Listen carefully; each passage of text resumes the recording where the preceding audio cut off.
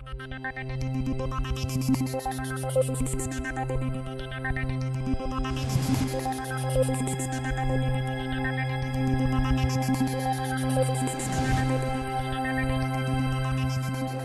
welcome back. We're going to go on with that last point that Steve Weinberg raised before he left, essentially, which is the faith-religion issue. Actually, while this is up, just before I forget, this is a painting by Anselm Kiefer. That's by William Blake. But the other one is called Sternenfall, which means starfall, and I've loved this painting for a long time. Anselm Kiefer is a German artist, absolutely brilliant German artist, who was born in 1945 and has wrestled with these issues of heaven and faith and so on. He was in a monastery for a time, and he wrestles with this sort of issues of Nazism and the Holocaust and so on. And I looked at that painting and I thought, well, God, at some point when we get to the morality issue, I mean, here we have. This puts me in mind of Kant, the starry heavens above me, the moral law within me. And so I got in touch with the curator of an exhibition where this painting was showing, and he said, well, that's funny. He said, that's exactly what was in Kiefer's mind. He'd been thinking of that. And that's actually a self-portrait. That's Anselm Kiefer lying on the ground, pondering these enormous issues. And I wrote to him and asked him if we could use this as one of the defining images for this thing, and he said he was very happy to do it. So I just thought I would mention that. We'll go on with the issue that Steve set up for us. We'll be going to Joan Roughgarden. Just before we do that, I just want to have Terry Sanofsky, who's the chair of the advisory board for the Science Network and director of the Computational Neurobiology Lab here, and a Howard Hughes medical investigator and a professor of just about everything under the sun, to say a few words about Francis Crick.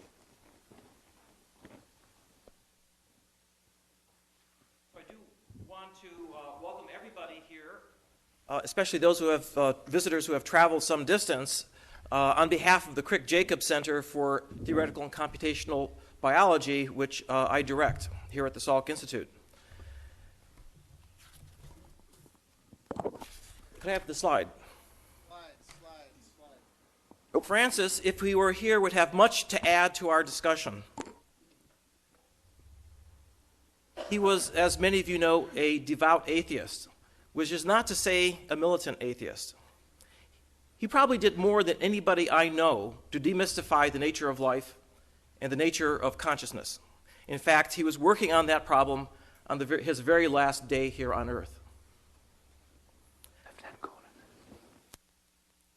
And I think it would be appropriate to quote from his last book, entitled The Astonishing Hypothesis, which, as you know, was the hypothesis that everything that we think and that we feel is a product of our brain, which is something that is obvious to some neuroscientists, but not so obvious to most of the people here on this planet, as we heard earlier. And this excerpt is taken from the last chapter, entitled Dr. Crick's Sunday Morning Sermon, which is perhaps appropriate for today. And this is toward the very end, as he's summing up. General ideas, especially moral ones, impressed on us at an early age, often become deeply embedded in our brains. It can be very difficult to change them. This may help to explain why religious beliefs persist from generation to generation. But how did such ideas originate in the first place? And why do they so often turn out to be incorrect?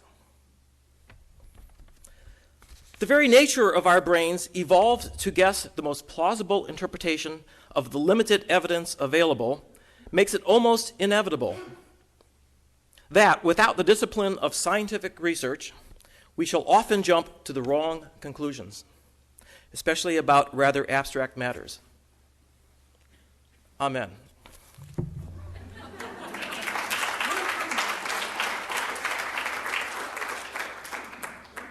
So, Joan, said a godly voice from across the room, would you like to join us and say your piece?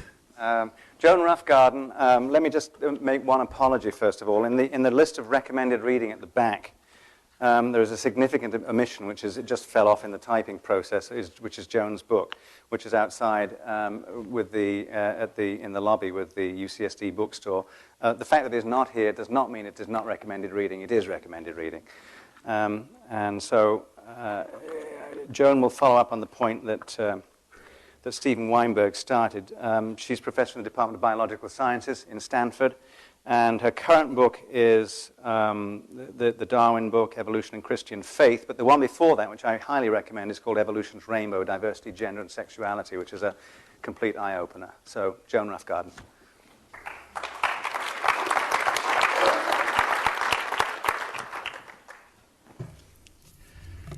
Well, thank you so much for the invitation and for the opportunity to speak. And in the spirit of preparing a conversation, what I'd like to do is react and extend some of the points that were raised earlier. First of all, with respect to where I'm coming from, as was just mentioned, my previous book, the one before the most recent one, was called Evolution's Rainbow, and about gender and sexuality and nature and also in people.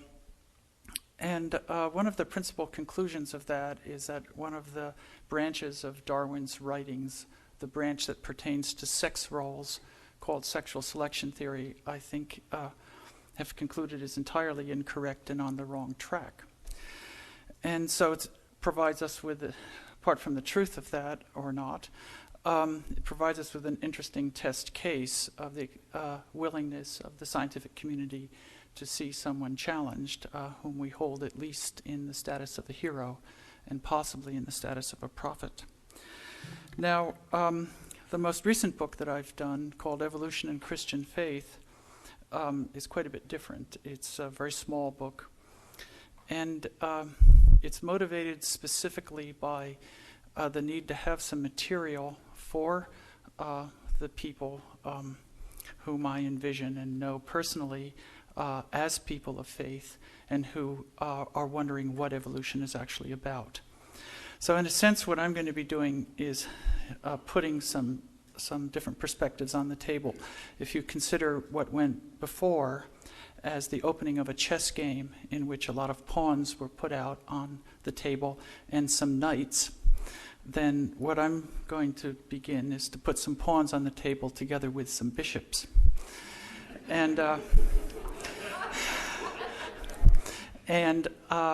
But unlike a real chess game, both sides can actually talk to one another. So it need not end in a victory or a draw, but it actually could end in a bargained solution. Now, and I should say, also by way of where I'm coming from, my parents were missionaries, and I grew up in Indonesia and the Philippines in the Episcopal Church tradition. And I left the church. I didn't quit the church or anything. I just sort of drifted away for many, many years until about 10 years ago when I had some very serious personal issues I was dealing with and returned to church at that time. So it's over the last 10 years that I've been part of a religious community, and so therefore have a sense of what the questions are that people are asking. And what was needed was a succinct statement of what evolution was, and also a friendly statement of what evolution was. And so I employed a very strong fact theory distinction and simply stipulated that the main facts of evolution are two, namely that all of life belongs to a common family tree, and secondly, that biological species change through time in contradistinction to physical species. And I just simply stipulate those. And that also leads me to say that the book that I've just written is not a secular book, and it's not a book about general science. It's actually a religious book, and it's being shelved in the religious sections of bookstores. And then the theory of evolution, so I was say drawing a strong fact theory distinction here. Theory of evolution is what explains the facts. And as you all know, the elements of basic Darwinian theory, as we understand it today, are that there is variation generated by random mutation, and then there is the process of natural selection, or which I sort of rename in the book, natural breeding, that operates on the variation and produces changes in the stock or the population. Now, one of the interesting things when I was doing the research for this was to be able to tell this basic Darwinian narrative in terms drawn directly from the Bible, because this metaphor of random variation and or randomness in the generation of variation and of change in the stock through breeding must go back to the dawn of agriculture. And so therefore these very concepts are found within the Bible. And in particular in Genesis, there's an extended treatment about the farmer Jacob, who was a man of God, and his interaction with his master Laban. To make a long story short, Laban had been beating up on Jacob over the years, and God said to Jacob, well, first of all, so Jacob and Laban struck a deal that Jacob could keep the cattle and sheep and so forth that were speckled and brown, and the other cattle and sheep would revert to Laban's ownership. And God spoke to to Jacob, and said that I will recompense you for the injustices you've found. And so, according to Genesis, God caused the rams, or the males of the speckled and brown cattle and sheep, to, quote, leap upon, unquote, the females and do most of the breeding. And as a result, the stock gradually changed through time to come to be consist of the type of individuals that Jacob owned. So in this way, the hand of God directly drove, if you will, the course of evolution in this species.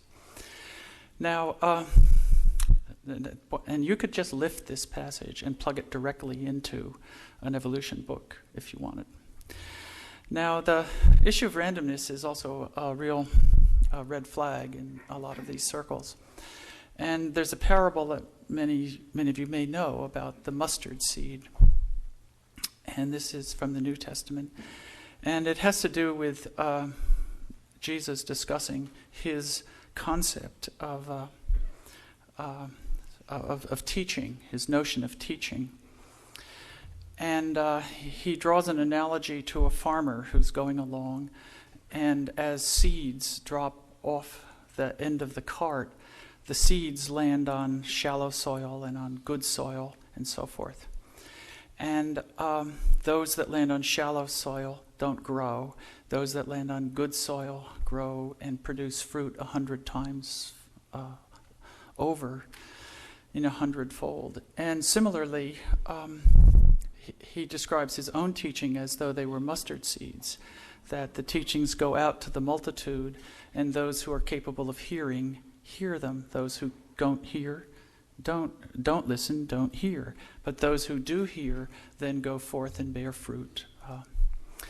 And this is basically the notion of randomness, that is throwing the ideas out to the multitude and just seeing where they hear, where the messages are heard.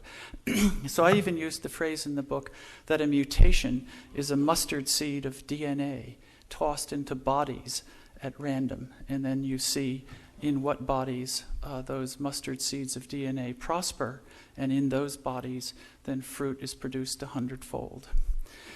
And so in this way one can directly find passages within the Bible that can lead to an inherently friendly narrative about what evolution is.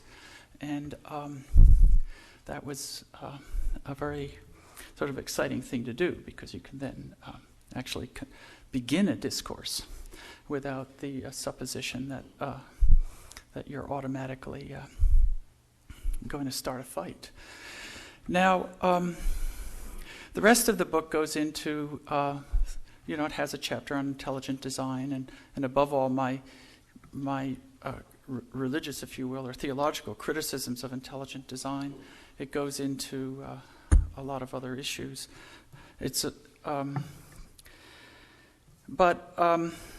Rather than what I'd like to do now is to mention some issues that specifically came up this morning, and I guess what my sense is that the discussion this morning was dealing with caricatures of both scientists and of people of faith, and I think that.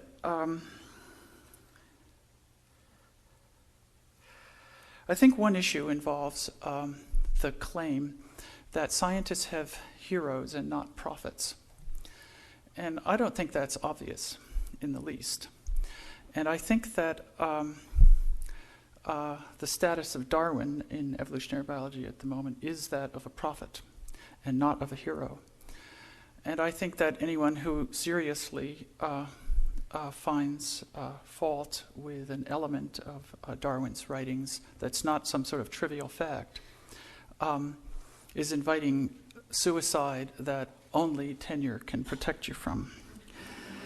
So I just simply doubt the truth of the claim that scientists have heroes and not prophets. Secondly, there's an issue of whether science is correct. You see, if we're going to work with people who at the moment are anti-evolution or anti-science, and if you see these people saying, well, I believe the Bible, I don't believe scientists, are they idiots, as is in effect implied by the previous discussion? Now, on the other hand, is the science correct? I mean, what do we have to go by?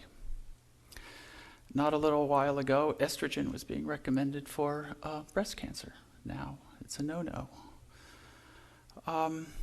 In point after point, you just never really know, if you're in the general public, what scientific assertion is correct. That's a big problem. You can say, okay, it'd be great if everybody was scientifically literate, but they have to be more than scientifically literate. They actually have to make a decision as to what elements of science at any one time are correct. And some are frequently not tested. Now, from that perspective, if you don't really know whether the science is right or not, then the credibility of the Bible rises in comparison, because the Bible has, after all, been around for a couple thousand years. And so it's not as clear-cut as this morning's discussion seemed to suggest. That obviously you should side with science and not with the Bible. Because if you don't know if the science is true, then what do you do? So it's not irrational for someone to relatively emphasize the status of the Bible. Now, another issue that comes up is the endorsement, if you will, of the rationalist model, that science is rational, and as a product of the Enlightenment is something that we should endorse. That's great, rationalism. Now, as you must know, this is a dubious point. Is rational thought all that accurate, all that correct? And what about our emotions? What's the status of our emotions? For example, in the book, I said that actually to be a person of faith is to dignify the emotional. Do we actually require a rational argument for God? And is it a mistake to do that? How many people actually are people of faith and got to that position because of a rational argument? Almost no one, I would submit. And if we look at animals, what we find among other vertebrates, fish, all sorts of things, is a lot of reliance on body English, if you will. That's why animals have colors. They talk to one another with their bodies. We talk to one another with our bodies. We communicate, at least in our bodies. We react to one another with our bodies. Rationality, great, but that at the very least is superimposed upon capabilities that we have that are broader. So And of course, there's been a lot of feminist criticism of the rationalist model. That use your mind to control your body. It's distinct from a view of body or of personhood in which a person is actually a team of the mind and the body, and they both have to work together to pull it off. So it's the notion of listen to your body, listen to your pain, which is an entirely different intuition than the intuition of the rationalist ideal. And then there's the issue of the fairy tales. Does anyone really believe that a cracker that has been blessed is Jesus' body? It's obviously not a piece of flesh. The spirit of the teaching, though, of St. Paul is that we are all of one body, that everyone within a Christian community is of one body. It's an extended passage. It's a beautiful passage, and it has to do with the claim that as members of a Christian community, we all suffer if one of us suffers, and no one individual from the community can be amputated without the community as a whole suffering. That's the sense of the body metaphor runs throughout St. Paul's teaching, and the act of having the cracker and so on is an act of joining in the Christian community and being of one body in that way. So you don't need to suppose that there is some ridiculous irrationality in someone who does go through that ritual and what it implies. Also, there's a great faith in the rational model to yield answers to ethical problems, which I'm personally very suspect of. I've attended meetings at the Stanford Medical School about biotechnology. My observations of bioethicists discussing biotechnology is that they're like lawyers trying to figure out a way for biotech companies to do whatever they want. I can't see any evidence of values which are being developed from a rationalist perspective. Instead, it's a complicated weaving around of different faith groups, all of which are viewed as lobbyists for certain values. And so it's a maneuver. And so I ask you seriously whether or not you really do think that a morality could develop or form within a rationalist context and a completely a-religious context. And so they're the main points that I wish to mention is that I think that there has been so far, if I look at the chess table and the pieces on the table, an exaggerated and highly rose-colored picture of the capability of science that's been put on the table. And I think that there's a ludicrous caricature of people of faith that has been put on the table. And I don't think either is accurate. And I invite you, if you're interested actually in us, actually there's another point I need to mention. And that is concerning the accuracy of science. Someone made the remark that when they read Physics Review, they see a bunch of junk papers and they don't worry about it. And that because they know it'll be found out. But actually the same might be said about teachings from the Bible as well, is that at any one time there are a number of teachings from the Bible that are incorrect. And if you actually do bother to read the Bible, it's very helpful in being able to sort out the claims that are being made about the Bible that are not actually there. But the bigger issue is whether or not the suite of hypotheses that are being considered by scientists actually do explore the hypothesis space very well. And the homogeneity of our peer group is definitely preventing us from laying on the table hypotheses about nature which have a good chance of being correct. those hypotheses almost invariably involve cooperation rather than competition. They involve cooperation rather than selfishness. They emphasize the body rather than the gene, the body and teams rather than replicators. Now, as we all know, the sociology of science is not welcoming to hypotheses which really do differ from those that are taken as accepted. Basically, the sociology and the peer review system and the grant awarding system rewards the generation of hypotheses that extend those held by the power centers. Now, in connection then, just to close on this note and to close the circle here, if you do look at the science of gender and sexuality in biology, it's almost surely incorrect top to bottom. It's a worldview of nature that postulates that gene pools consist of dirty genes, that the objective of males and females, or that males and females originate actually in a state of conflict as sperm and egg fight with each other to see who does most of the work, and in which courtship between males and females amounts to a deception of various sorts. Alternative expressions of gender and sexuality are discussed in pathologizing narratives.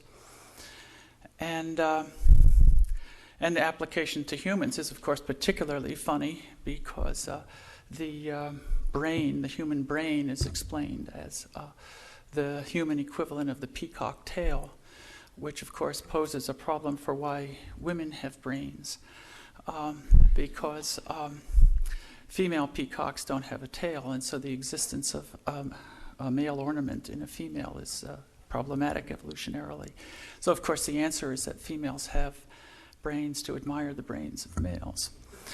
And you see the ludicrous and the idiocy that is associated with this ever enlarging body of narrative and not data about sex roles. And so, in our time, I invite you to look at that body of literature and see it as fundamentally flawed, not fixable, and reflecting the bias of a basically sexual selection theory is locker room bravado projected onto animals and then retrieved from animals as though a fact of nature. So I invite you to see the extent to which there is bias and prejudice within science, and that we as scientists, as well as citizens, have a lot to gain by fostering a dialogue between science and religion. Thank you. Thank you. Thanks, Dan.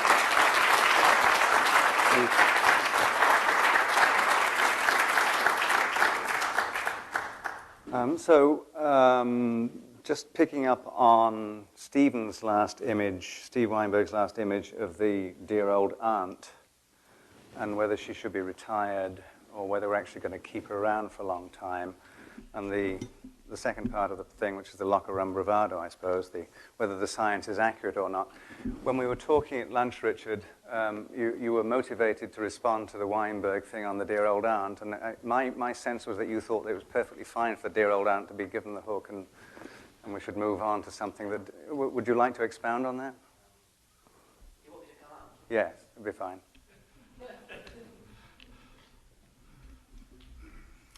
So Richard Dawkins is the Charles Simonier Professor for the Public Understanding of Science at the University of Oxford, and the author most currently of The God Delusion. Well, I've been called out. I hadn't prepared anything. Dan Dennett has a phrase, belief in belief. Dan, as you know, is not here because he's been, as was thought, mortally ill, and thank goodness, in his own words, he's pulled through. One of the more memorable phrases of his book, Breaking the Spell, is this thing, belief in belief.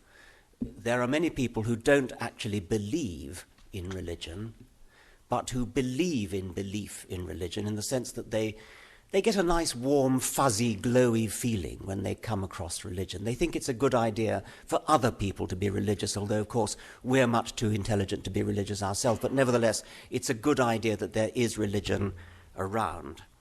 And I wondered whether Stephen Weinberg, who's a man I enormously respect and who is one of the staunchest atheists on the planet, was feeling the need to bend over backwards and be just a little bit nice about religion, scrape the barrel to find something nice to say about religion. And so we came up with this picture of the elderly aunt we'll all miss her when she goes. I won't miss her at all. Not one scrap, not one smidgen. I am utterly fed up with the respect that we, all of us, including the secular among us, have been brainwashed into bestowing upon religion. I'm coming on to what Joan Roughgarden said in a moment. What would we miss? Would we miss the music? Would we miss the poetry? Well, yes, we would. We would miss the music. The B minor Mass, the Matthew Passion, these happen to be on a religious theme, but they might as well not be. They're beautiful music on a great poetic theme, but we could still go on enjoying them without believing in any of that supernatural rubbish. When I did Desert Island Discs, which is a program on British radio where you have to go on and name the half dozen, I forget how many it is, 6 records, I think, that you would take to a desert island. I chose Mache dich mein Herz rein from the Matthew Passion. It's the most beautiful, gorgeous piece of music. And the question mistress, Sue Lawley, couldn't understand how I could possibly choose a religious piece of music. You might as well say, how can you enjoy Wuthering Heights when you know perfectly well that Cathy and Heathcliff never really existed? It's fiction. It's good fiction. It's moving fiction. But it's still fiction. So I think there is an awful lot of bending over backwards to be nice to religion going on. Even Stephen Weinberg indulged in it a certain amount today. But when we've lost religion, as I hope one day we shall have lost the appalling guilt that afflicts people brainwashed as children into being religious. We shall have lost the brainwashing of children, which indeed labels them as belonging, as sharing the same religious opinions as their parents, a form of child abuse. We shall have lost the subversion of science, which comes from teaching children that faith is a virtue, faith meaning belief without evidence.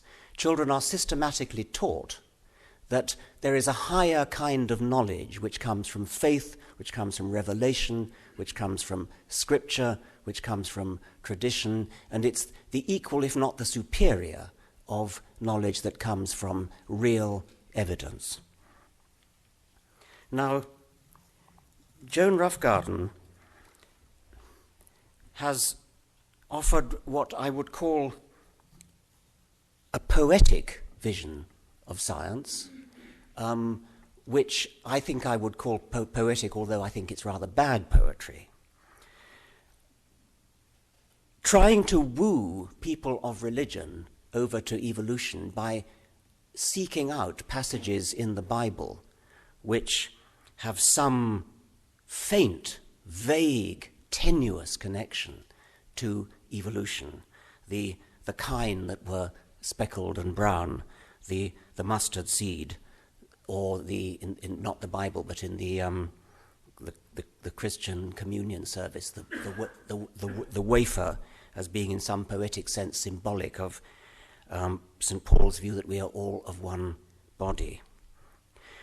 Why bother to express truths if they are truths, why bother to make up a parable, to make up this tenuous allegory, when you can just tell people the truth? The truth is perfectly simple. Why bother with going back to the Bible and seeking out some sort of analogy? Why not just teach natural selection, teach evolution the way it is? It's perfectly simple. You don't need to this strained, unnatural seizing of a possible analogy from the Bible. It would be almost as though Crick and Watson's DNA structure were one day discovered to be false, and we all admit that science moves on, and maybe this particular one I think won't be, but suppose that the double helix turns out not to be true. This sort of religious parable, the sort of religious allegorical thinking that we've had an exhibition of this afternoon, would be similar to a scientist of the future saying something like this. Well, of course, we don't literally believe in the double helix anymore, but let's think, what does the double helix have to tell us today? I mean, the intertwining of the two strands is symbolic of the human love or something of that sort. The purines and pyrimidines cross-linking has some other symbolic, allegorical significance. Why bother with that kind of thing? It seems to me to be absolutely typical of what's wrong with the religious mind. Of course, I'm not now talking about the fundies who really do enter into science and simply get it wrong. I'm talking about the sophisticated theologians who probably don't actually believe any of it, or if they do, they hardly do. But they nevertheless keep it going by means of this sort of bogus, poetic, symbolic way of talking. When we actually understand, we're getting to the point when we understand the reality of the world.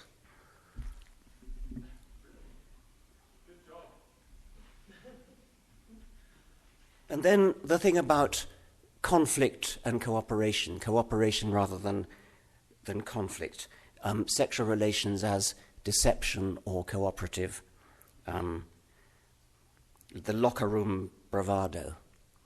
I really don't think it does science any service at all to drag in human emotive phrases like locker room bravado. If the current theory of sexual selection is wrong, then by all means expose it as wrong on scientific grounds, but not on emotional, quasi-poetic grounds. Well, I'm sorry, that was a bit of a rant, but I was unprepared, and I'm just reacting immediately to what I've just heard.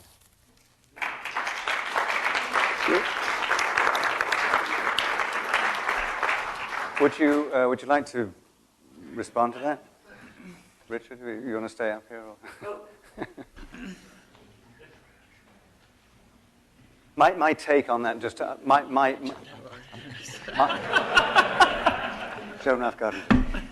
larger take on that, if I may interpolate something, I may be completely wrong here, but my larger take on that was that a lot of the work that one reads in evolutionary biology these days actually does have, so it'd be interesting to get into on your last point, for example, about conflict and cooperation. There are some new papers emerging which are rather interesting ones about, in neuroeconomics, about group activity and so on and so forth, that I think that might be interesting to go into, but I'm not sure if that is a bridge there or whether there's a chasm, and perhaps if you could talk.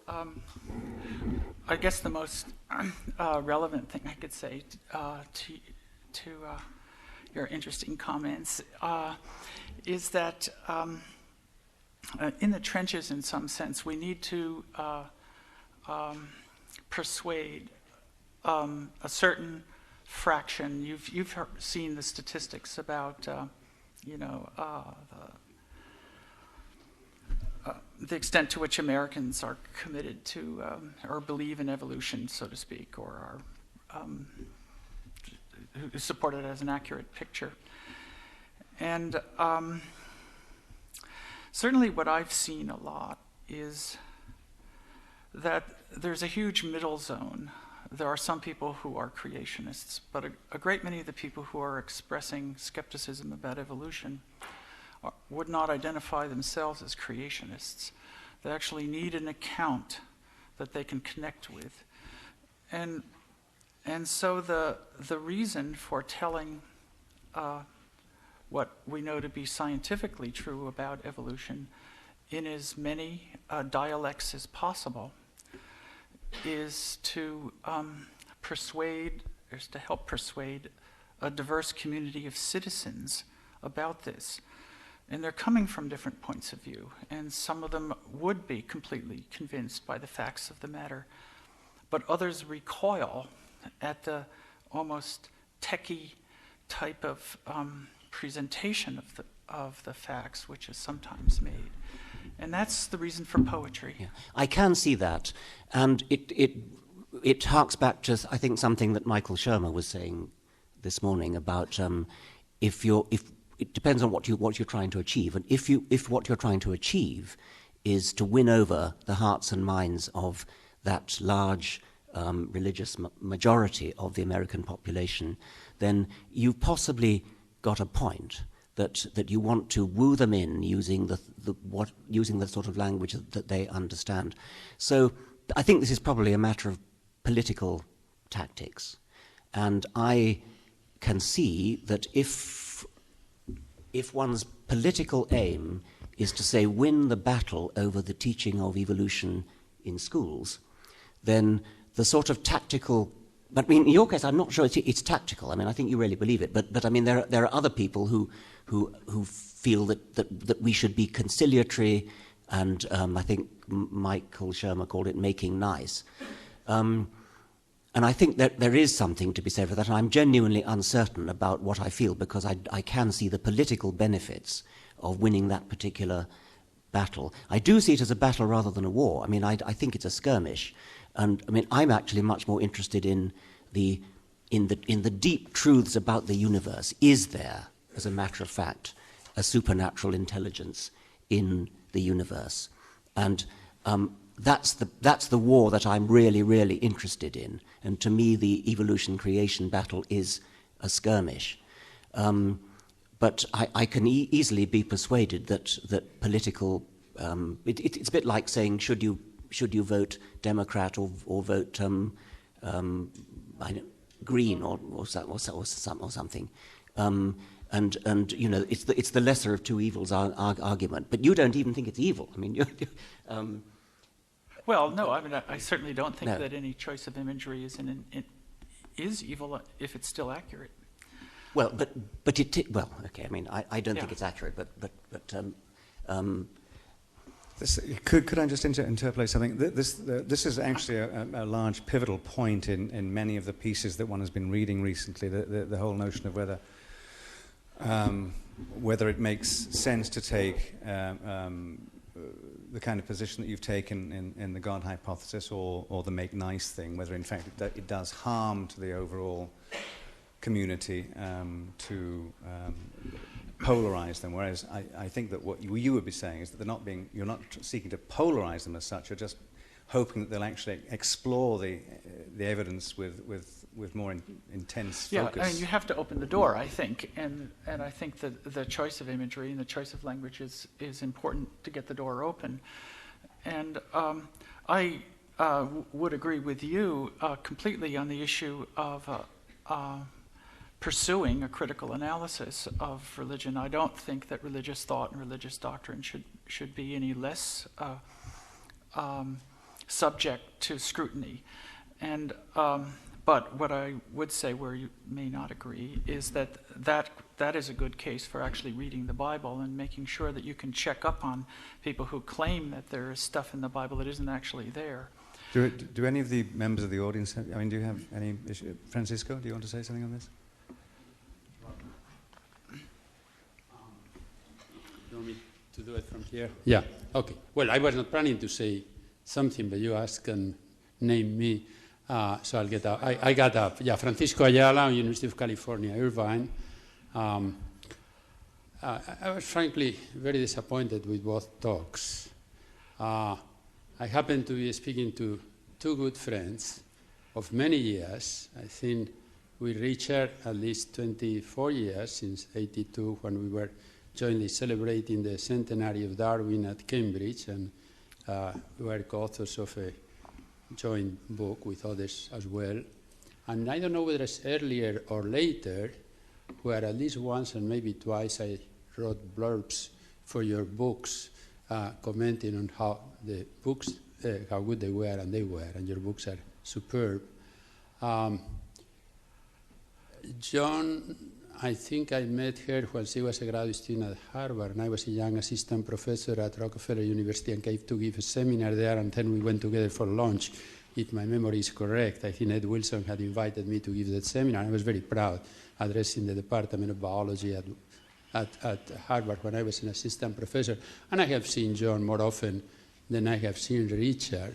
I think, John, you have presented a picture of science, which is a caricature. I mean, you bring up estrogen, and there are many other things which are wrong with conclusions or presumed conclusions of science, which are not very established, but there are lots of knowledge that I think is well established to the extent that science can establish things. We all accept that it may very well be that the basic assumptions of Newtonian mechanics are wrong, and Einstein proved that. But Newtonian mechanics works, and by and large is true knowledge. And I think in evolutionary biology, we both are practitioners of that. You more the more ecological and behavioral side, more the genetic side. I think we have a lot of very good knowledge, very basic, and very useful to humankind. So at least the way your message came to me, I was disappointed. It seems to me that you were trying to put down science, and that doesn't go anywhere. I know how Richard feels about matters of religion. There are, I could agree with you in many things, which I will not make explicit here. But we cannot ignore religion, Richard. People, I mean, there are 6 billion people in the world, and if we think that we are going to persuade them to live a rational life based on scientific knowledge, we are not only dreaming. We just, I mean, it's such an illusion. It's like believing in the fairy good mother, you know, something like that. I mean, people need to find meaning and purpose in life, and they find meaning and purpose in religion. Now, the religion comes to them very much in the form of, you can call it indoctrination, it can be education in the family and otherwise in the schools, but this allows the billions of people in the world to live a life which makes sense. They can put up with the difficulties of life and with the hunger and disease and the like. And I certainly don't want to take that away from them.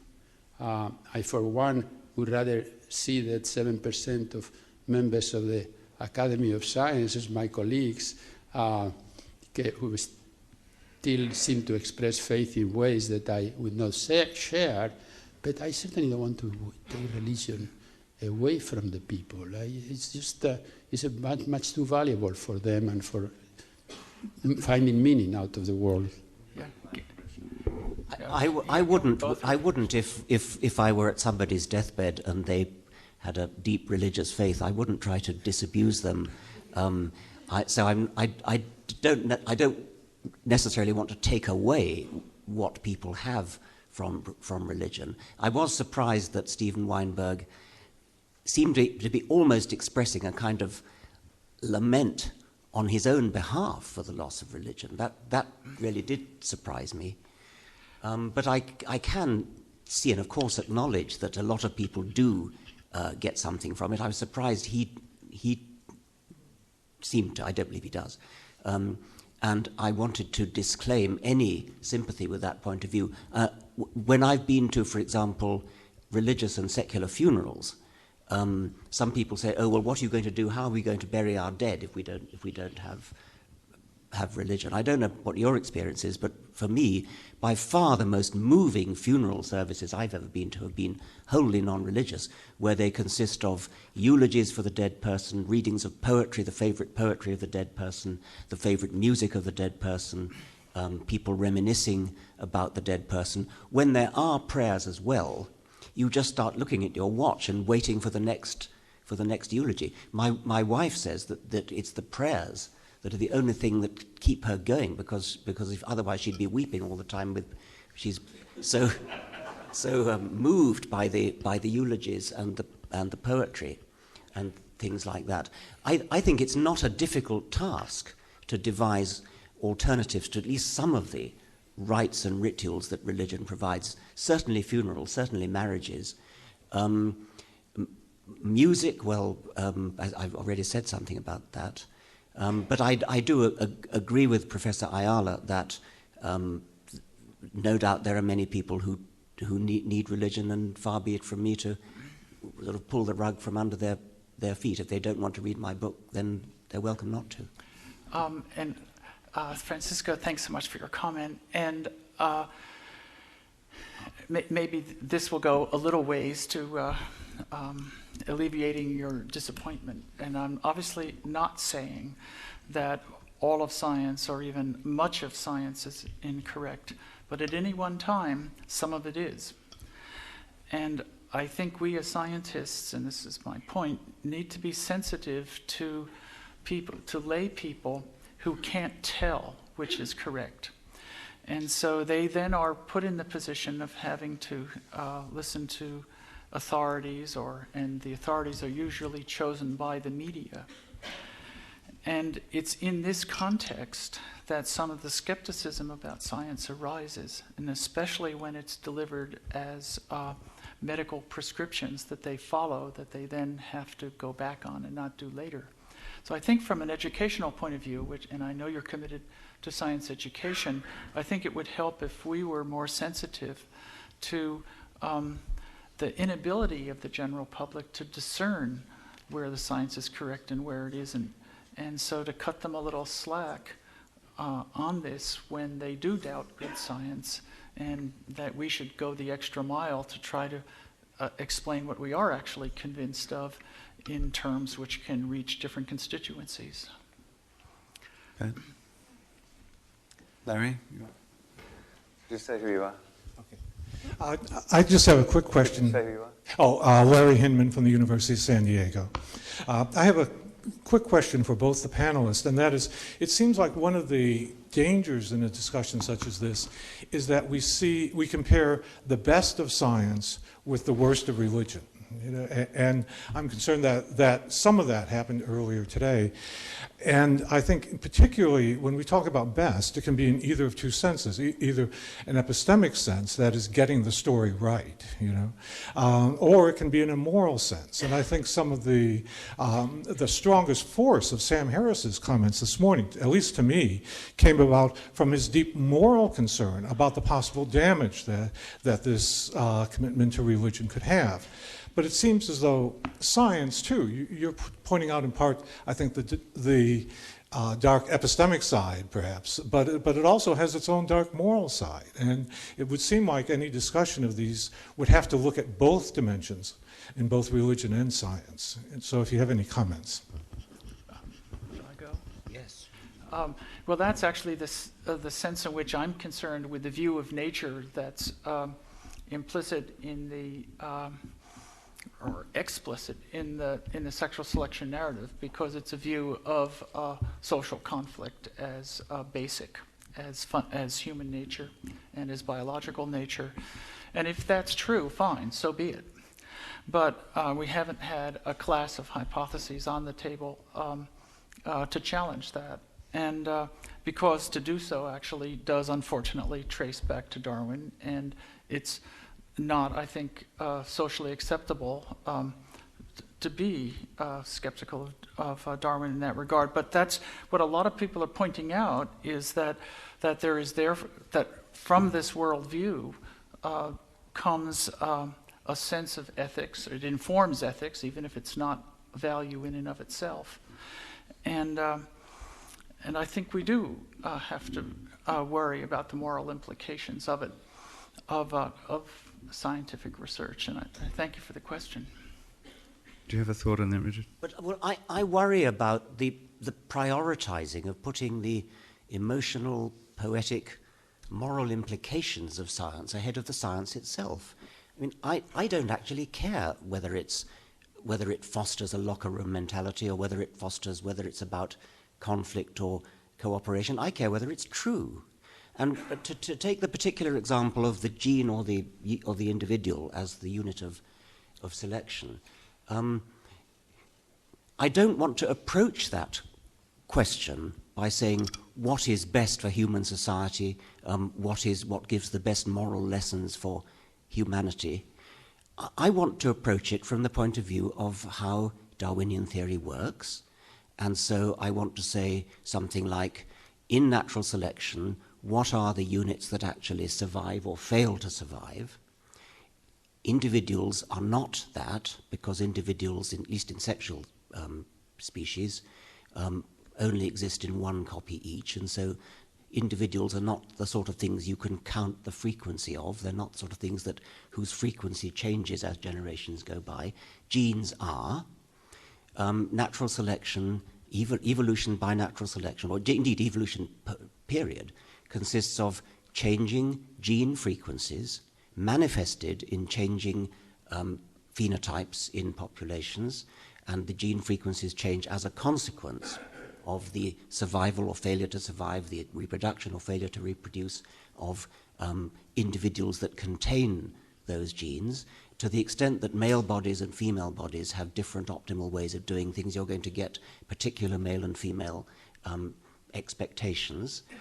This is all scientific theory. It may be wrong, but it's science. We don't judge it by criteria such as, is it a nasty, ruthless, unpleasant view of the world? Or, I mean, wouldn't we all feel better if we had a nice, cooperative, friendly, unselfish view of the world? Well, maybe we would, but what matters is what's true, not what makes us feel good.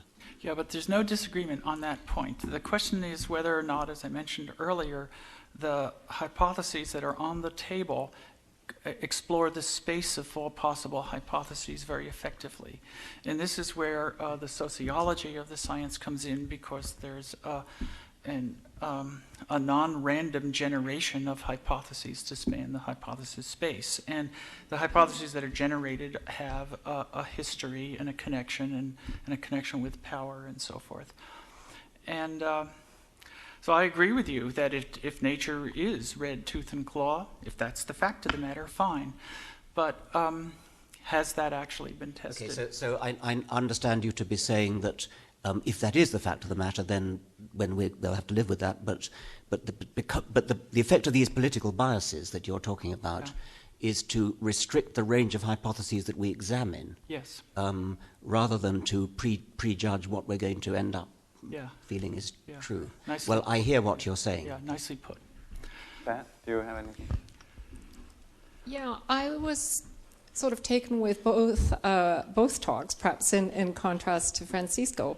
And it did occur to me that we do actually have an example of someone with both a religious perspective and with religious power on the one hand, but someone who wants to be scientifically accurate and not just a teaspoon of sugar makes the medicine go down, and that's the Dalai Lama.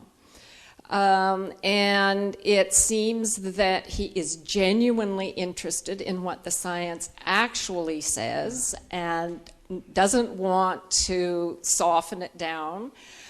Wants to have an accurate story and the most up-to-date story, both with regard to molecular biology, but certainly with regard to the brain. And his curiosity about this, I think, is really very interesting. It also seems to me, having been in one of these sort of tutorial sessions with him, that the metaphysical baggage that he brings to bear is really very, very minimal. And to the degree that it's there, it's pretty darn hard to see, or at least in the sense that he doesn't sort of foist it on you. What they do emphasize, on the other hand, is, and I think this is something that Joan is worried about, and it was something that Steve Weinberg was worried about, and that is the sense of community, the sense of belonging to a group that is not always easy in a very large country or in a very large city, where people can share things, talk about problems, and so forth, and typically religions do provide a certain amount of that. The other part of the story does have to do with ethics, but again, it's a kind of ethics that doesn't talk about rules and it doesn't talk about laws. It talks about acquiring certain virtues and certain skills for navigating the social world, where the specific form that might take would depend on the nature of the conditions. What I'd love to see is that the Pope, for example, were as willing, even half as willing, as the Dalai Lama to learn the science and to change his mind accordingly. And perhaps it would be great if the Episcopal, I don't know what they are, bishop or top gun, were to do the same thing and to emulate the position that the Dalai Lama has taken, so that you emphasize what's important to people, namely community, learning to live a good life, meditating so that you are peaceful and not anxious and all those good things, and leave the metaphysics aside. I guess I could say that the new presiding bishop of the Episcopal Church here in the U.S. was just ordained, or whatever the phrase is, this morning, and she's a scientist, and she was an oceanographer, and I looked up her publications for the time when she was active in science, and she was an expert on planktonic cephalopods from the California Current near the Washington-Oregon border. So it's highly specific, but it's and highly taxonomic, but nonetheless, she definitely is a scientist. So it remains to be seen whether or not this provides, whether this will lead to study groups or new forms of dialogue between religious communities and scientists. I certainly hope so. I think one of the points that Pat was making, though, is sadly a couple of the people that were supposed to be here today, Richard Davidson has University of Wisconsin-Madison, who did a lot of the work on fMRI of meditative states of the Dalai Lama's monks from Namgyal Monastery. Can't be here with us today because he's got a prospective donor there and has got to go and do a presentation. Paul Ekman would have been here today, but his wife has been ill, so he can't be with us. But I think that this point of Pat's is correct, that we should, I mean, the fMRI work that has been being done by Richard Davidson and other people is really very interesting and very instructive. And I think, I've often said it's the neuroscience, stupid.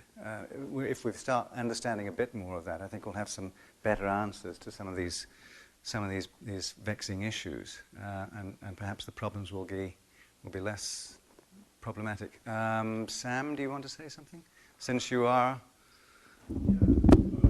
Did you want to come on down here? Got a mic for him here. Sam? See, this is the director of the Hayden Planetarium, who does this all the time. He's got something to say himself, by the way. What? He's got something to say himself. Neil, yes, I know. Well, why don't you both come down here? That'd be much easier, if you don't mind. Us both? Yes. Because I think you both had responses to this. I did have a response, but it's his turn. Well, it's all right. You can just leave the mic up there and come on down. Okay, I can hand him the mic. That's fine. You could just take a chair. Take a seat. I'll take the mic.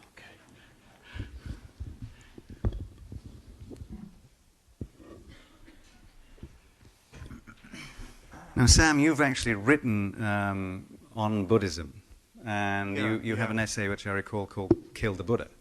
Yeah, because you take. Buddha, yeah. Although it's you not take it's obviously from that very old, what was it, 12th century monk or something. There's a koan. But your position is that in fact. Well, why don't you say what your position is? I just wanted to first respond to you, Joan, because I feel like something in my remarks struck you as a caricature both of religion and science, as you said. And I want to dispute that, although conceding several points to you. One is that the point that Richard conceded, which is it may be that there is room for different voices here, and it may be politically necessary to, at various moments, use the language of a community so as to draw them into an actual engagement with modernity. But you were saying much more than that. You were basically saying that it is highly doubtful that we can get morality really up on a foundation without believing something religious, without believing that one of our books is not an ordinary book, but may be the Word of God, or may be the best book ever written, never to be superseded. And I highly doubt that. And I think when the conversation moves into morality, I want to try to give you a rational foundation, what I think is a truly rational foundation for morality, which doesn't partake of any superstition. But the thing I want to point out to you is that it seemed to me you're pointing out the role of bias in science. You're saying that you can pick out individual scientists or individual theories or individual moments in science where scientists were just flat wrong, and they were wrong based on their own biases. And that is a totally legitimate thing to do. It is a totally scientific thing to do. I mean, bias in science is bad science. Bias in religion is faith, it's doctrine, it's redeeming, it's holy. I mean, you don't have the same corrective mechanism in religion. And just before you, I just want to bring in Pat Churchland's piece.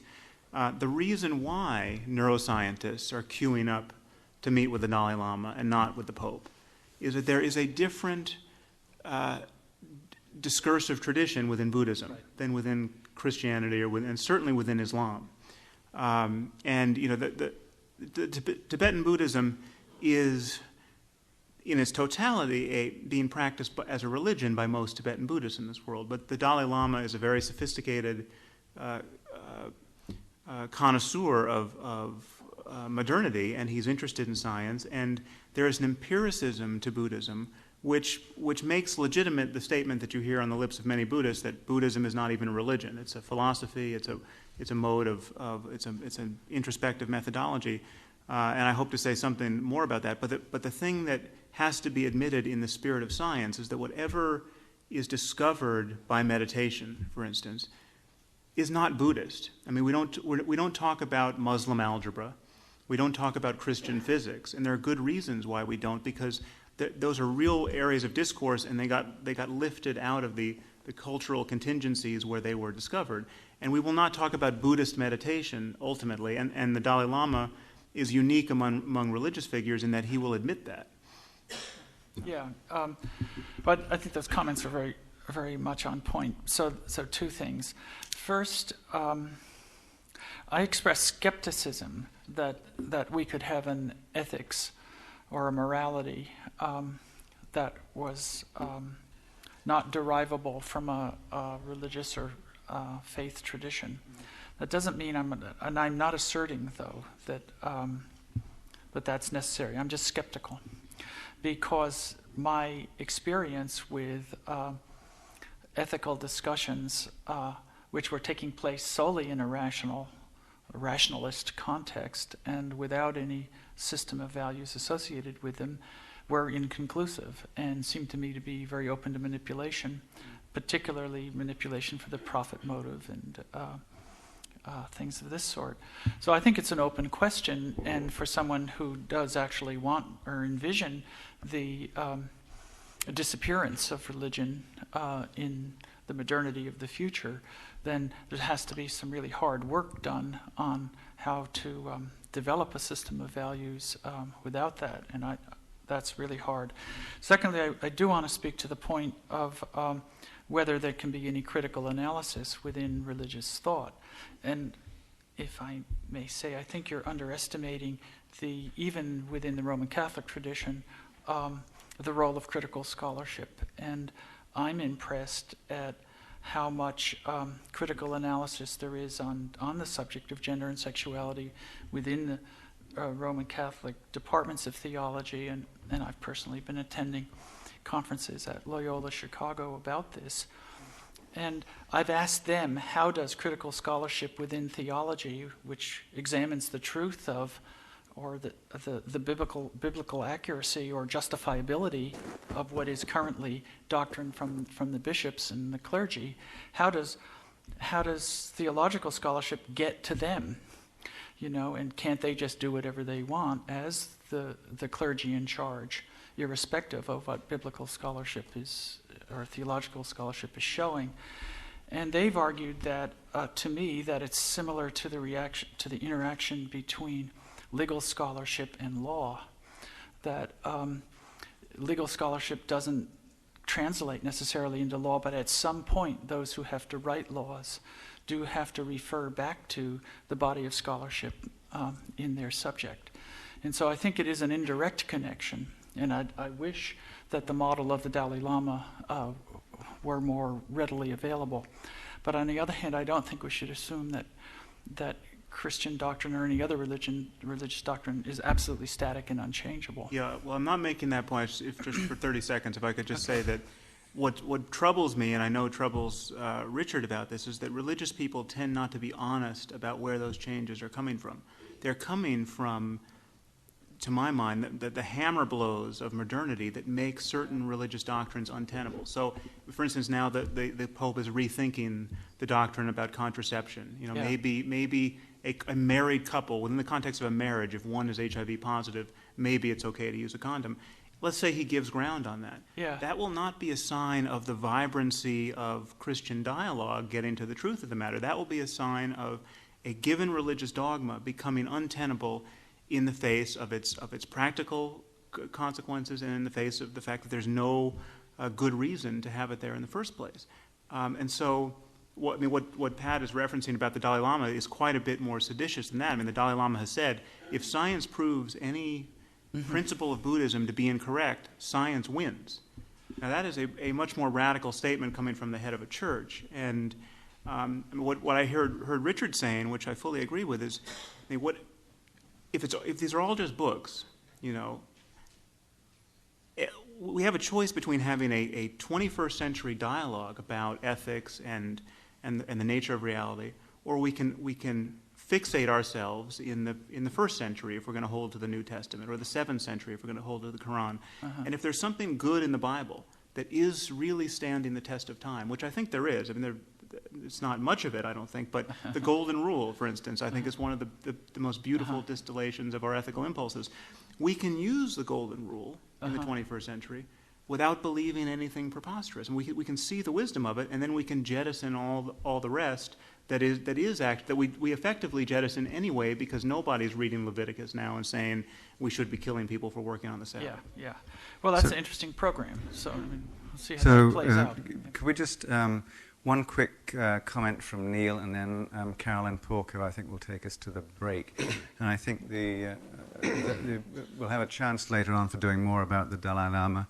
I actually only had a couple of simple comments, but then you invited me down here, and now I'm all steeped in Buddhist philosophy. I was really going to just make a couple of, I wanted to tidy up a couple of loose ends that were dangling. One of them is the fact that you were citing, not to generalize, but sort of sexist philosophy's influence on the science that gets done or interpreted for biology, and using that to generalize what's bad about science or what needs to be fixed about science, when in fact that's a frontier of science that is subject to the vagaries of funding and of bias. But that's the skin on this growing apple that is science. Science is this collection of understandings that works. And if you're only going to look at the frontier of that, of course it's going to flip back and forth. And so that is not the measure of what science is. The measure of science is the body of knowledge and understanding that sits behind us right now, and we're standing on that firmly because evidence and experiment and the application of scientific methods has demonstrated that. And so I just want to just make it clear that, and reflecting on Sam's point, by the way, if that proves to be false, those assertions, it'll probably be proved to be false not by a sociologist who declares it's false because it doesn't sound good sociologically, but because there's evidence that says that it's untenable. But a different point I wanted to make was regarding you made this point about estrogen and the fluctuations of scientific truth on the frontier. There's a term in the equation here that has not been mentioned, and that is the role of the media. While it is true that occasionally a scientist will conduct a press conference, that happened with Stanley Pons and Fleischmann for cold fusion. And by the way, no other responsible scientific lab was able to verify those conclusions, and so it was quickly removed from the table of science. But if you look at what medical journalists do, they subscribe to the New England Journal of Medicine, and it lands in their office, and they comb the top pages, and they make news stories on what are scientific results that are just fresh out and unverified by other groups, unre-verified by the same group, perhaps. And so that's part of the equation of the confusion of the public. I'm agreeing with you that we have to be, as a community, sensitive to what the public who hears the scientific result is to think when they see it flipping back and forth. And the media and the scientists who are exposed to the media need to be much more sensitive about reporting the uncertainties of a result or the reliability or the repeatability of that result as it comes forth. And so, but to indict an entire industry or community because that's how it comes out on the edges, I think undersells the true value of science to the world. Yeah, I think your point is similar to Francisco's, and I apologize if I have castigated science as a whole. So just to be clear, once again, I'm talking about trying to understand someone in the public who can't tell whether the needle is flipping back and forth, and trying to understand the position that that person is in, and that person has to be more than scientifically literate. They actually have to make a call on a scientific claim, and I think that's a lot of that burden is on the lot. journalist, I would say. Now, but the other thing is that I still think, if I may say, that there's a slight glossing over of scientific culpability in this, because if we take another, in the case of the estrogen and breast cancer and so on, of course it was, subsequent work did not confirm it and it was changed. But then there's the issue of the gay gene that was reported by Hammer. Now we know that's not been confirmed, and yet that hasn't been withdrawn from the table. And over again, there are scientific claims that are not true, and that we all know are not true, but are not pulled off. So I don't think that that our slate is as clean as you'd like to believe, and I'd like to believe. And I think that therefore, in a circumstance like this, where we're all here and we can promise to do a better job, we have to put our dirty linen on the table and just acknowledge that. I can have one last comment on Richard Dawkins. It'll be quick. I was in the back row as you spoke, and so I could see sort of the whole room as the words came out of your mouth, as beautifully as they always do, and as articulately as they always do. And let me just say, your commentary had a sharpness of teeth that I had not even projected for you. It was more. It was my first time meeting him, and so I felt you more than I heard you, and I asked the question, and it gets back a little to what Francisco was getting at. You're a professor of the public understanding of science, not professor of delivering truth to the public. And these are two different exercises. One of them is you put the truth out there, and like you said, they either buy your book or they don't. Well, that's not being an educator. That's just putting it out there. Being an educator is not only getting the truth right, but there's got to be an act of persuasion in there as well. Persuasion isn't always, here's the facts, you're either an idiot or you're not. It's here are the facts, and here is a sensitivity to your state of mind, and it's the facts plus the sensitivity, when convolved together, creates impact. And I worry that your methods and how articulately barbed you can be ends up simply being ineffective when you have much more power of influence than what is currently reflected in your output. I gratefully accept the rebuke. Just one anecdote to show that I'm not the worst in this thing. a former and highly successful editor of New Scientist magazine, who actually built up New Scientist to great new heights, was asked, "What is your philosophy at New Scientist?" And he said, "Our philosophy at New Scientist is this: science is interesting, and if you don't agree, you can fuck off."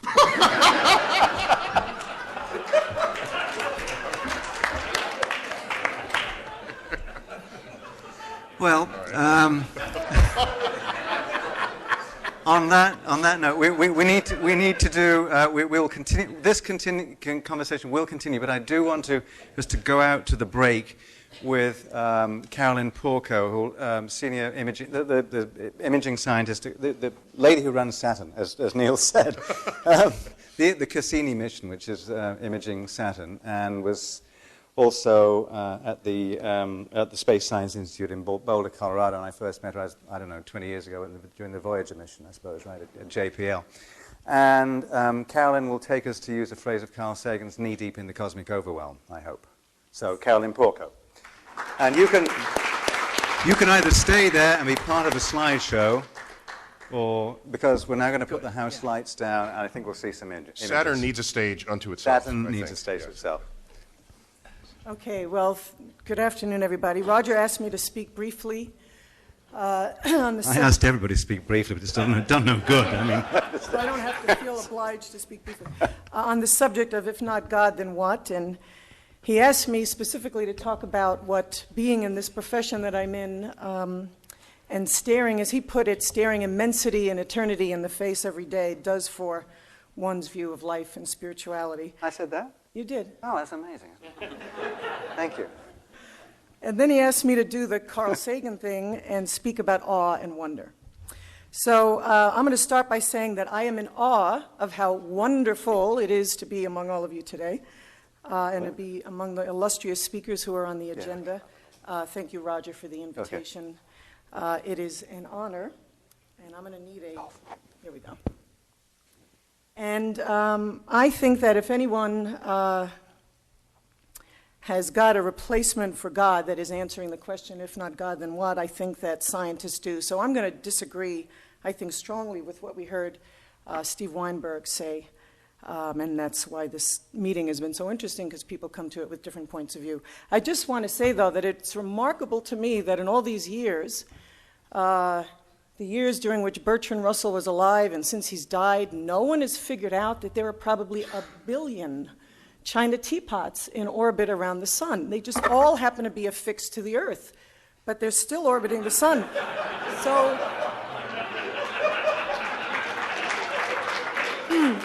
So somebody should take that statement and just stick an Alpha Centauri in there and take out the sun, because the way it's stated, it's incorrect. Anyway, before one can think about replacing God, one has to find out or ask the question what role God plays. That is, why do people need God, and why do people need religion? And in my mind, they are two very, very different things. They're two different, distinct questions, because the God concept and the religion are related, but they're not the same. And I'm going to have to be taking a drink of water here at some point. And there are, of course, lots of different, many different concepts of God, and the one that's most relevant to what I'm going to say is the conceptual device that people employ to feel connected to something grander and something greater than they are. This is the idea. God is omnipotent and omniscient and immortal, and he made me in his image and likeness. And then through that connection to this great being in the sky that I look like and I was made by, through that connection to find meaning and purpose in their lives, and ultimately to find reason to believe that they too will be immortal. And I believe that we've skirted around an issue that I think is just absolutely core to everything, this conflict of science and religion, and that is that people fear death.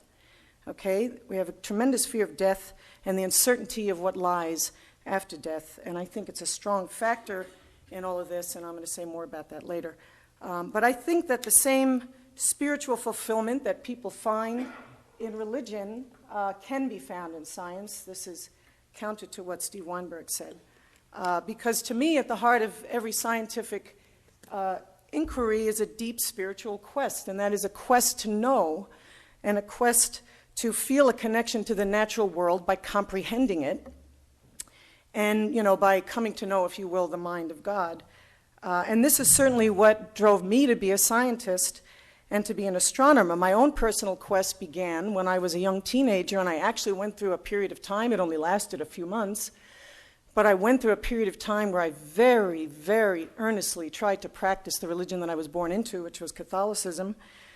And that didn't do it for me. It just wasn't gratifying enough. And I was all engaged in asking the questions, the big questions of wonder. What are we doing here? And what is the purpose of us being here? Why am I personally, individually here?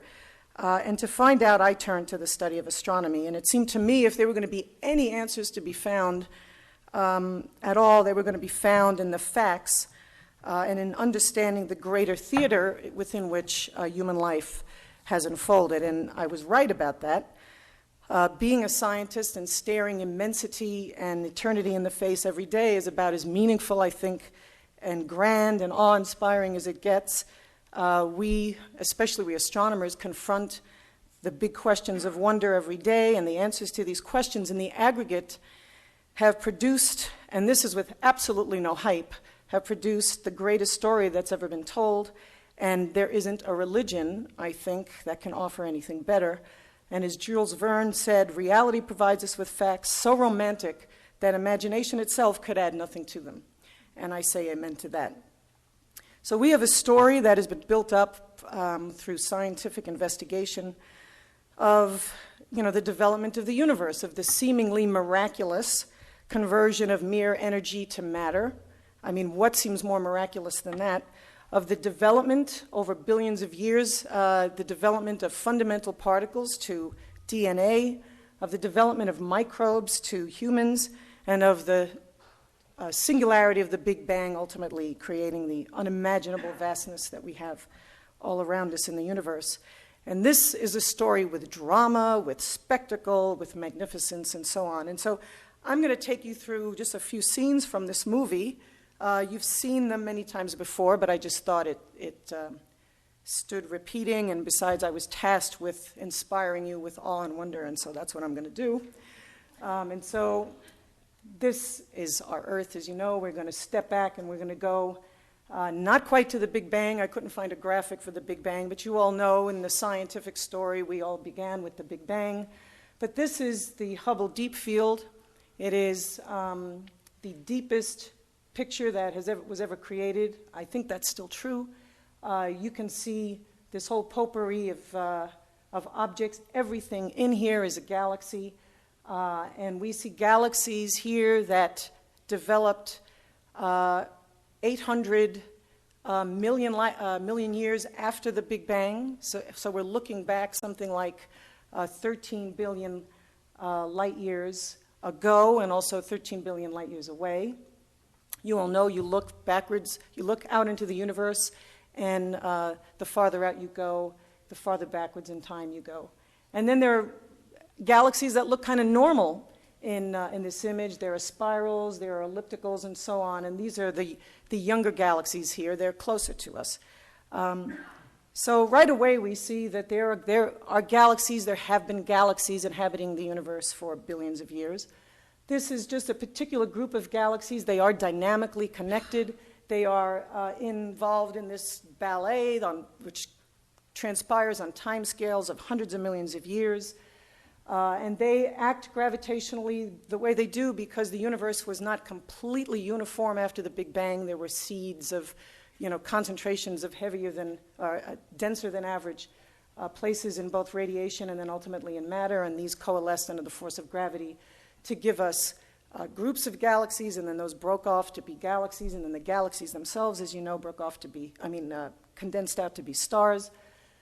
This is the beautiful Sombrero galaxy, 28 million light years from Earth, about 50,000 light years across. This disk spiral, this here is the dust and gas, but you're seeing here the dust that has settled down into the disk of the galaxy. Here is a barred galaxy. Not all galaxies are the same. They're not shaped the same. This is a beautiful barred spiral. And then this is just one of the most beautiful lot of detail in this whirlpool galaxy, and you can see the red regions are the star-forming regions when in the rotation of matter around the center of the galaxy, large molecular clouds are sent through a region, these spiral arms, which are actual dynamical entities. They themselves rotate around the galaxy with a different speed. When these large molecular clouds pass through this region, they are compressed and out pop, on the other side, out pop a lot of blue stars. You can see that here too. You can see blue stars kind of on the outside of these spiral arms. And then we find galaxies that are in the process of merging. There's galactic cannibalism going on. This is how galaxies grow in size, and this is this beautiful merger we're viewing here. And anyway, so you can see that we've learned quite a lot just by looking out into the universe. We know that there are lots of other galaxies. Ours is not the only one. When we look inside our own galaxy, so we're looking at things that are tens of thousands of light years away, we find lots of regions where stars are being born. This here is the Orion Nebula. It's the middle star and the sword of Orion. And this here, not too far away, is the Horsehead Nebula. These are regions where stars are being born. And this, of course, is the famous Eagle Nebula that Reverend Neil referred to. Really, Neil is going to be our first minister of our Church of Scientists. He's got what it takes. Anyway, here are these little cocoons that are illuminated, in fact, by stars, bright stars out of the picture above. They illuminate these dense clouds of molecular hydrogen and also dust, and they actually evaporate. The ultraviolet light evaporates the material, leaving these little cocoons. Actually, they're called eggs, and inside each of these is an embryonic star, and the size of these little cocoons is about the size of our solar system. So obviously, everywhere we look, we find exactly what we find here around us. There is nothing extraordinary in seeing in anything that we have around us. And here's just a close-up of that region that I pointed out to you. And then finally, looking only 32 light years away, this is actually, there's a red dwarf star here, and you can see once the light of the star is blocked out, you could see that this star is enveloped with a disk. This is a disk of dust and debris. It's something across like 4 or 5 times the classical limit of our solar system, that is out to about the orbit of Neptune. Of course, we have the Kuiper Belt, and that goes out far. So it's about the size of our solar system, or a little bit larger if you consider our Kuiper Belt. But now we find disks around other stars. They're common. We're finding planets around other stars. We have something, I think I lose count because we're discovering so many of them. I don't remember how many there are now, but I think when last I read about this, we had something like 200 planets around other stars. We haven't yet found any terrestrial-like planets, small planets, because they're very difficult to see. But I think with time it's inevitable. All we need is for the astronomical instrumentation to get capable enough for us to see those evidence of those very small planets around other stars. But planets themselves are common. So we can see that what we find here around us is not unique. And we are continuing in this, we're continuing the trend that began, of course, long ago, most recently with Copernicus. We are losing our very special place in the cosmos. But what about life? Okay, that's a holdover. I mean, the faithful like to hold on to that. What about life? Well, a cardinal goal in the exploration of the planets today is the search for habitable zones in our solar system. And that means long-lived liquid water environments that have also simple organic materials within them and excess warmth. Okay, this has been such a compelling question to see if life was the only place in our solar system, if the Earth was the only place in our solar system where life arose, that this issue of finding other places where it might possibly have arisen, and of course I'm talking only about microbes or even just self-replicating molecules, that it has become a prime thrust for our planetary program. And this brings me to Saturn. As you heard, I am the leader of the scientists who take all these beautiful pictures of Saturn. And here is one of those beautiful pictures in natural color. And I want to point out to you, first of all, that this is Saturn's rings looked at exactly edge on. They are phenomenally thin.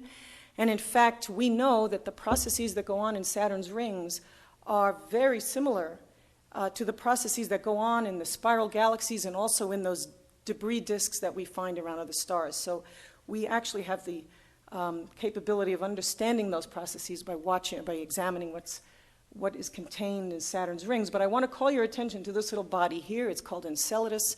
It's no bigger than the state of Arizona. It's very small, and it is a very unusual moon. We could tell just by looking at its surface early on in the mission that it was unlike all the other icy satellites around Saturn. It has very few craters, and that means that the surface is young. You can only look at this to know it is completely tectonically tortured, this satellite. It's had a very complex geological history. And sometime around July of 2005, we executed an extraordinarily close flyby of Enceladus. We flew closer to Enceladus than any other moon in the Saturn system, only 175 kilometers above the surface. And then at that point, we were staring at the south polar region of Enceladus. And now this is where all our attention is on this moon. It is characterized by a ring of fractures and folds and mountain belts that is contiguous, completely goes around the South Pole. And you're looking at the south polar region right here. It's characterized by these fractures. This is a false color image. Enceladus is completely white because it's completely water ice, except for these cracks where we find they are in fact distinctly colored here because we find simple organic materials are coincident with these fractures. And then another remarkable result is that we have found that the hottest place, the warmest place on Enceladus is the South Pole. That's as bizarre as finding that the South Pole, the Antarctic of the Earth, is warmer than the equator. That's how remarkable this result is. And the hottest region in the South Polar region are these fractures. Okay, and then as if that weren't enough, we found that issuing forth from these fractures are jets of fine icy particles extending. Here you can see tens of kilometers into the space above Enceladus. And when we take an image like this and we color code it to bring out the faint light levels, we find that these jets feed an extensive plume, and in other pictures we've found that this plume extends for 7 or 8 Enceladus diameters. It is a remarkable, dramatic finding. And when my team and I have taken these images and the other information collected by Cassini, we have found that it is possible that these jets are in fact geysers that are issuing forth from subterranean chambers of liquid water close to the surface of Enceladus. So this is a remarkable finding. If we are correct, and remember we have liquid water, we have simple organic materials, we have excess warmth. If we are correct, then we may have just stumbled upon the holy grail of modern day exploration, and that is an environment that is possibly suitable for living organisms. And the prospects of that, as you can well imagine, are thrilling. If we are correct, and if we find eventually that Genesis has occurred independently twice in our solar system, and that is a big if. But if we are correct about the liquid water, and if at some point, perhaps in a revisit to Enceladus with another mission, we find that there are living organisms beneath the surface, and in fact, perhaps even captured in these plumes, then we can, I think, be assured that Genesis has occurred a staggering number of times throughout the life of the cosmos. The 13.7 billion year life of the cosmos, a conclusion that you might imagine could prove very difficult for standard religious doctrine. So what about now this issue of death and immortality? I think that belief in God in the God concept brings with it a guarantee of immortality, and that's why people find it so attractive. People are afraid of death, and I think the approach to death in our culture is a colossal failure. We don't talk about it. We don't teach people how to anticipate it, how to feel about it, and people are afraid to die. Okay? And do we have anything in this story that I just told you that can comfort those who wish to live forever? I don't think so, because people as we are constituted right now, are not going to live forever. But, I mean, that is just the simple truth of it. But I think that there may be another way to look at death and immortality that can be taught.